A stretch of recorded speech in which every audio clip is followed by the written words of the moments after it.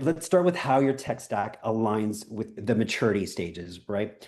The amount of chaos in your tech stack is not random. It really reflects where you are on that maturity journey. So let's take a look at what I mean by that.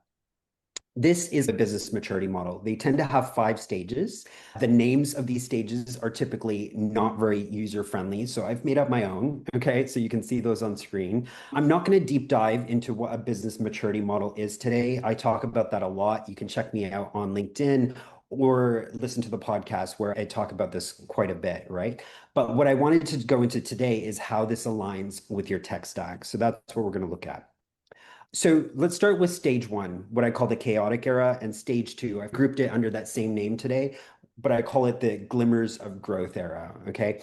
With regards to your tech stack, it is messy. Okay. So there's spreadsheets everywhere. You've got loads of different tools for quoting, for scheduling, for timesheeting, for invoicing, all that kind of stuff. In fact, I think a lot of our teams and individuals end up just downloading whatever they need for whatever problem they seem to have that day or that week. And you end up just with an array of stuff and everyone doing their own kind of thing. So in this kind of setup, in these stages of maturity, there's a lot of manual data entry, a lot of copying, pasting, a lot of exporting and trying to manually compare stuff, right? You have, as a result of that, very poor visibility on how your projects are doing, let alone how your business is doing.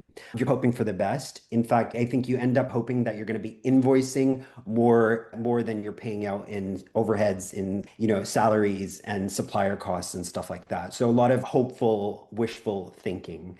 So those of you listening today, you might or you might not be shocked by this, but a whopping 55% of all professional services businesses, including agencies and consultancies, fall into those first two chaotic stages in the kind of setup I've just described. So 55% of all professional services businesses, like those of you on the call today, fall into that kind of grouping.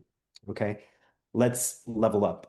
Stage three, this is one of my favorites. I call it the stable era. Okay, this is a major milestone, and I think what all of us should be aspiring to get to if we're not there yet. In terms of your tech stack, I would say it's consolidated. You've got fewer and more thoughtfully considered tools in place, some of the best in class stuff that you see out there. And you've got documented processes, you've got best practice in place, meaning that people know exactly what systems are needed for what, how to use them, and they're following the steps. And, things are humming along nicely. This is also when an agency or consultancy typically brings in a PSA platform, or if not, at least they've attempted a really deep integration with their multiple tools. So they might have tried to connect them through APIs or using Zapier and stuff like that. So an attempt has been made to consolidate things. As a result of that documentation, of that best practice, and those better tools, you start generating good data. But in terms of your maturity at this stage, I think you tend to be looking at lagging data. Okay. It's a big achievement that we've got to this stage already. And so what you tend to be looking at is how you did last week, last month, last year, rather than really looking forward and being able to forecast. 25% of professional services businesses, like agencies and consultancies, get to this stage. Okay. So if you're adding that up, 80% of professional services businesses don't get beyond this.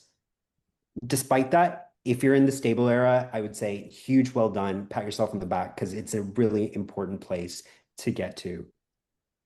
Let's level up again and we get to the data-driven era. Okay. This is where you've got an integrated tech stack. If you didn't bring in a PSA at that stage three, you definitely have at this stage, and you're generating really reliable data. Okay. So where this stage stands out from the previous, in my view, is that where in the past, in stage three, you were looking backwards at how you did last week, last month, last year. In stage four, you're able to forecast and look forward at your capacity, at your revenue forecasts, and so on, right? So it's no longer just guesswork and gut instinct, but you're really able to make decisions based on the data you're seeing and guiding your path and navigating that really nimbly based on what's coming. This is a huge sign of maturity, and it's a really elite status. Only 15% of service-based businesses get to that stage.